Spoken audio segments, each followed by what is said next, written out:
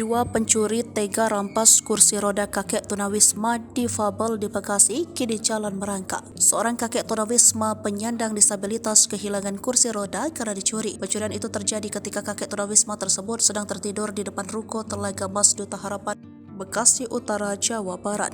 Peristiwa yang terjadi pada Minggu 29 Oktober 2023 sekitar pukul 1 waktu Indonesia bagian Barat membuat kakek tersebut terpaksa berjalan merangkak. Video detik-detik pencurian kursi roda kakek tunawisma itu viral di media sosial, salah satunya diunggah akun Instagram Mema Medsos. Dalam video yang dibagikan terlihat seorang pencuri memakai helm putih berjalan mengendap mendekati kursi roda kakek tersebut. Pencuri langsung menggondol kursi roda berbentuk sepeda dengan beberapa tas kresek yang menggantung di stangnya.